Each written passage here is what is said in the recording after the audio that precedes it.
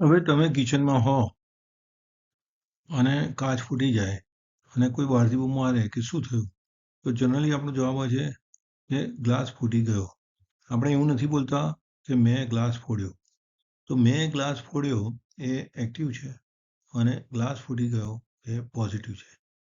એટલે ઓબ્જેક્ટને જ્યારે સબ્જેક્ટ તરીકે દર્શાવવામાં આવે છે ત્યારે એ પેસિવ બની જાય છે. એટલે કર્મને કર્તા તરીકે દર્શાવીએ છીએ ત્યારે એ પેસિવ બની જાય છે. હવે એક્ટિવ વાક્ય છે આઈ કટ એ મેંગો. મેં કેરી કાપી.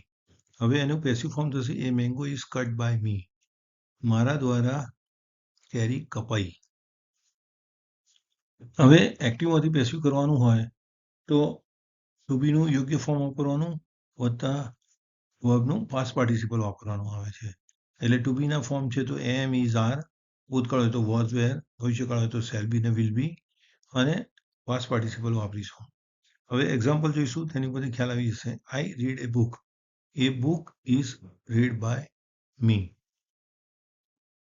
તો અહીંયા પ્રેઝન્ટ ટેન્સ છે તો ટુ બીનું પ્રેઝન્ટ ટેન્સનું રૂપ વાપરવામાં આવશે. હવે દે બોટ એ કાર, અહીં ભૂતકાળ છે તો અહીંયા ટુ બીનું ભૂતકાળનું રૂપ વાપરીશું. A car was bought by them. My father will give me a book. આ ભવિષ્યકાળ છે તો ટુ બીનું ભવિષ્યકાળનું રૂપ વાપરીશું. A book will be given to me by my father. હવે અહીંયા બે ઓબ્જેક્ટ છે, મી અને બુક. માય ફાધર છે એ સબ્જેક્ટ છે, મી ઓબ્જેક્ટ છે અને બુક ઓબ્જેક્ટ છે. હવે પેસિવ બે રીતે થશે. મીને આપણે સબ્જેક્ટ બનાવીશું અથવા બુકને આપણે સબ્જેક્ટ બનાવીશું. તો a book will be given to me by my father અને I will be given a book by my father. તો આ બંને રીતે પેસિવ થઈ શકશે. હવે you are reading a book. હવે આ છે એ કન્ટિન્યુઅસ પ્રેઝન્ટ ટેન્સ છે એટલે ટુ બીનું રૂપ તો વાપરીએ જ છે અને પાસ્ટ પાર્ટિસિપલ પણ વાપરીશું. પણ સિમ્પલ પ્રેઝન્ટ ટેન્સ અને કન્ટિન્યુઅસ પ્રેઝન્ટ ટેન્સના વાક્યને ડિફરન્સ તો હોવો જરૂરી છે. તો અહીં બીઇંગ શબ્દ ઉમેરવામાં આવે છે. You are reading a book. A book is being read by you. કારણ કે અહીં ઓલરેડી ટુ બીનું એક ફોર્મ છે, you are reading a book, તો આ તો છે જ. તો અહીંયા આપણે એ બુક ઇઝ કરીએ છીએ તો ટુ બીનું રૂપ તો ઓલરેડી છે એ વાપરીએ છીએ. તો ટુ બીનું રૂપ અહીંયા ખૂટે છે વત્તા આઈએનજી ફોર્મ જોઈ શકાય કે કન્ટિન્યુઅસ છે. તો ટુ બીને આઈએનજી લગાવીને બીઇંગ શબ્દ છે એ અહીં એડ કરવામાં આવે છે. You are reading a book, તો a book is being read by you. હવે હી હેઝ ચીટેડ યુ, તો આ છે પરફેક્ટ પ્રેઝન્ટ ટેન્સ, બરાબર. તો અહીંયા થશે you have been cheated by him. તો અહીં હી હેઝ છે તો યુની સાથે હેવ થઈ જશે. એ તો છે જ, ઓલરેડી એ હેવ વાપરેલું છે અને ચીટેડ શબ્દ છે એ અહીંયા ચીટેડ વાપર્યું છે. તો ટુ બીનું રૂપ પણ ખૂટે છે અને પાસ્ટ પાર્ટિસિપલ પણ ખૂટે છે. તો ટુ બીને નું પાસ્ટ પાર્ટિસિપલ થાય બીન, તો અહીંયા બીન ઉમેરી દેવામાં આવે છે. એટલે એટલું યાદ રાખવાનું છે કે કન્ટિન્યુઅસ ટેન્સ હોય તો બીઇંગ એડ કરવાનું અને પરફેક્ટ ટેન્સ હોય તો બીન એડ કરવાનું છે. He has cheated you. You have been cheated by him. My uncle had sold that car. So that car had been sold by my uncle. અહીં perfect past tense છે તો આપણે perfect past ટેન્સમાં બનાવીશું. Did you write A letter, તો અહીં did શબ્દ વાપર્યો છે એટલે ભૂતકાળનું વાક્ય છે એટલે ટુ બીનું ફોર્મ વોઝ કે વેર આવશે. તો was a letter written by you. English is spoken here. Smoking is prohibited here. હવે કેટલાક પેસિવ વાક્યો એવા છે કે જેમાં તે કોણ કરે છે એ દર્શાવવામાં આવતું નથી, તો પણ આ પેસિવ વાક્યો થશે. English is spoken here. અહીં ઇંગ્લિશ બોલાય છે કોના દ્વારા? લોકો દ્વારા. પણ લોકો દ્વારા એ શબ્દ આપણે લખ્યો નથી. Smoking is prohibited here. અહીં સ્મોકિંગ પ્રોહિબિટેડ છે કોના દ્વારા? ઓથોરિટી દ્વારા. પણ અહીં ઓથોરિટી શબ્દ આપણે વાપરતા નથી, દર્શાવતા નથી. તો આ છેલ્લા બે વાક્યો છે એ પણ પેસિવ થશે. English is spoken here, smoking is prohibited here. હવે ડાયરેક્ટ એન્ડ ઇનડાયરેક્ટ સ્પીચ. હવે કોઈ પણ વ્યક્તિએ કહેલા વાક્યને કોમા ઇન્ટુ ઇન્વર્ટેડ કોમામાં એના એ સ્વરૂપે મૂકીએ તો એ ડાયરેક્ટ સ્પીચ કહેવામાં આવે છે. અને ઇન્વર્ટેડ કોમા વગર મોડિફિકેશન સાથે મૂકીએ તો એ ઇનડાયરેક્ટ સ્પીચ થઈ જાય છે. ગુજરાતીમાં આપણે જોઈએ, ચિંટુએ કહ્યું, કોમા ઇન્ટુ ઇન્વર્ટેડ કોમામાં, હું મુંબઈ છું. હવે આ જ વાક્યને ઇનડાયરેક્ટ ફોર્મમાં કહીએ તો ચિંટુએ કહ્યું કે તે મુંબઈ હતો. હવે હુંનું તે થઈ ગયું અને છુંનું હતો થઈ ગયું. આ ફેરફાર થયા. તો ઇંગ્લિશમાં આ ફેરફાર કેવી રીતે કરવા એ સ્ટેપ બાય સ્ટેપ આપણે સમજીશું. હવે હું છું, તમે છો અને ચિંટુ નામનો કોઈ છોકરો છે. આ સમજીને અલગ અલગ સિચ્યુએશનના વાક્યો જોઈએ. હવે I said I am happy. મેં કહ્યું કે હું હેપી છું, સુખી છું. તો કોણ સુખી છું? તો હું છું. તો અહીં થશે I said that I was happy. હવે બીજું વાક્ય, you said I am happy. તમે મને કહો છો કે આઈ એમ હેપી. તો કોણ હેપી છે? તો તમે છો. તો you said that you are happy. હવે હી સેડ એટલે ચિંટુ દાખલા તરીકે મને કહે છે કે આઈ એમ હેપી. તો કોણ હેપી છે? ચિંટુ છે. તો he said that he was happy. હવે પહેલા 3 વાક્યમાં ઇન્વર્ટેડ કોમામાં I am happy, I am happy, I am happy common વાક્ય છે. પણ ઇનડાયરેક્ટમાં 3 તે બદલાઈ જાય છે. તો કેવી રીતે બદલાય છે તે જુઓ. પહેલા વાક્યમાં આઈનું આઈ રહે છે, બીજા વાક્યમાં આઈનું યુ થઈ જાય છે અને ત્રીજા વાક્યમાં આઈનું હી થઈ જાય છે. તો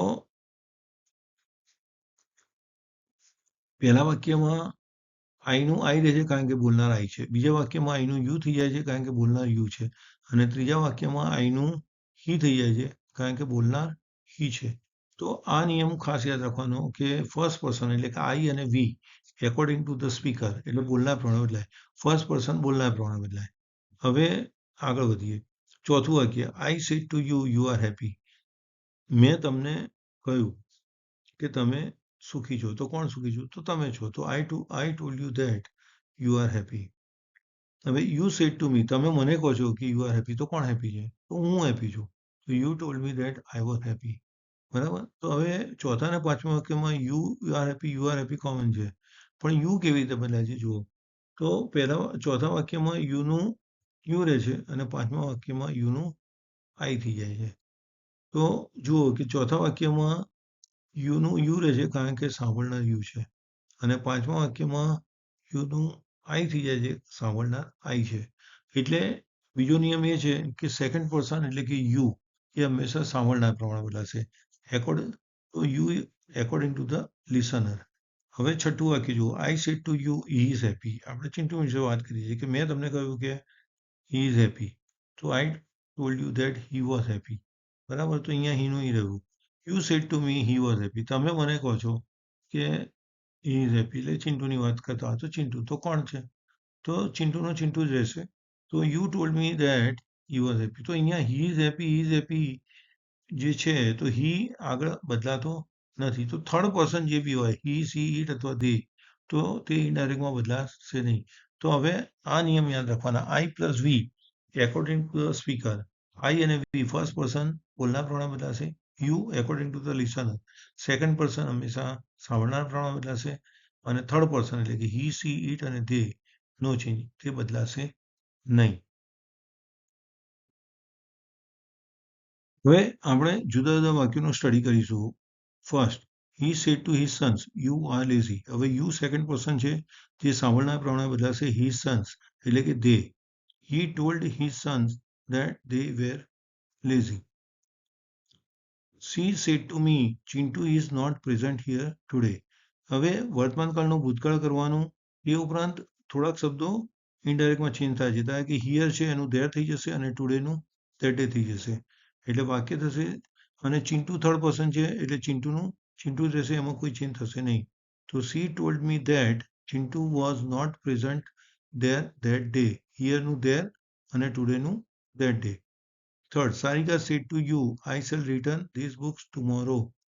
હવે આઈ શેલ છે તો આઈનું થશે બોલનાર પ્રમાણે સારિકા છે એટલે અહીંયા સી થશે અને ભૂતકાળ કરવાનું થશે એટલે સી વુડ થઈ જશે. તો Sarika told you that she would return ધીસનું ધોઝ થઈ જશે. Those books the next day. ટુમોરોનું નેક્સ્ટ ડે થઈ જશે. એટલે અહીંયા ધીસનું ધોઝ અને ટુમોરોનું નેક્સ્ટ ડે થશે. ચોથું, they said to me, we came here to watch this movie. હવે આ ભૂતકાળનું વાક્ય છે એટલે ઇનડાયરેક્ટમાં એ પરફેક્ટ પાસ્ટ ટેન્સમાં કન્વર્ટ થઈ જશે. પૂર્ણ ભૂતકાળમાં બદલવું પડશે. બરાબર? હવે વી છે એ ફર્સ્ટ પર્સન છે તો બોલનાર પ્રમાણે બદલાશે. બોલનાર છે they. તો વાક્ય થશે they told me that they had gone there. Here નું there થઈ ગયું. To watch this નું that થઈ ગયું. Watch that movie. તો પાંચમું વાક્ય he said to Sarika, I am happy to see your father in Mumbai. હવે I છે તો I ફર્સ્ટ પર્સન છે, બોલનાર કોણ છે? he છે, તો he થઈ જશે. તો he told Sarika that he was happy to see. હવે your father છે ડાયરેક્ટમાં, તો your એ સેકન્ડ પર્સન છે જે સાંભળનાર પ્રોનાઉન, એટલે સાંભળનાર કોણ છે? સારિકા. તો your નું અહીંયા her થઈ જશે. તો વાક્ય થશે he told Sarika that he was happy to see her father in Mumbai. હવે the teacher said the earth is round. હવે ધ અર્થ ઇઝ રાઉન્ડ એ સનાતન સત્ય છે, જે ફેક્ટ છે. તો તેનું વર્તમાનકાળને ભૂતકાળમાં કન્વર્ટ કરવામાં નહીં આવે. ફેક્ટ હોય અથવા કહેવતો હોય, પ્રોવર્બ હોય, એ ચેન્જ થશે નહીં. તો અહીં થશે the teacher said that the earth is round.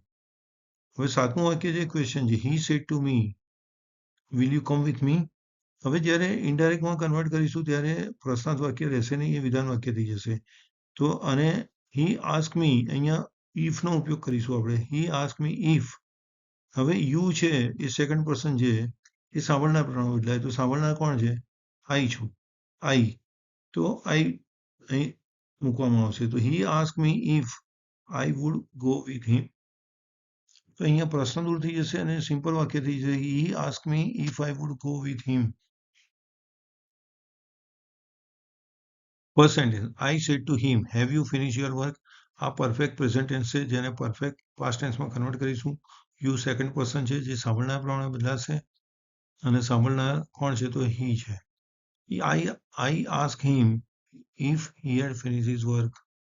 His mother said, who is at the door? અહીંયા who છે, ifનો ઉપયોગ નહીં થાય. His mother asked who was at the door. The doctor said to my cousin, take great care of your health. અહીં imperative sentence છે, એટલે તેનું indirect અલગ રીતે થશે. The doctor advised my cousin to take great care of his health. The teacher said to the student, don't tell a lie. The teacher asked the student not to tell a lie. તો don't છે તો અહીંયા not to કરીશું. He said to us, how old are you? He asked us how old we were. કારણ કે you છે second person, સાંભળનાર છે us, એટલે અહીંયા we થશે. I said to him, why don't you go home? I asked him why he did not go home. He said to Sarika, where do you live? He asked Sarika where she lived. હવે indirect સ્પીચમાં જે શબ્દો બોલાય છે તે જોઈએ. Cell નું should થશે, will નું વુડ થશે, ટુડે નું ધેટ ડે થશે, ટુમોરો નું ધ નેક્સ્ટ ડે, નાવ નું ધેન, ધીસ નું ધેટ, યસ્ટરડે નું ધ પ્રીવિયસ ડે, હિયર નું ધેર, ધીસ નું ધોઝ, ટુનાઇટ નું ધેટ નાઇટ, એગો નું બિફોર, thus નું so, come નું go. He said to me, will you come to zoo with me? હવે you છે સેકન્ડ પર્સન છે, જે સાંભળનાર પ્રમાણે બદલાશે, એટલે મી થશે, એટલે આઈ થઈ જશે. અને મી છે એ ફર્સ્ટ પર્સન છે, જે બોલનાર પ્રમાણે થશે, એટલે બોલનાર હી છે, તો એ પ્રમાણે ચેન્જ થશે. He asked me if I would go to zoo with him. I said to him, why don't you learn Spanish? I asked him why he did not learn Spanish. I said to him, don't go to Mumbai. I told him not to go to Mumbai.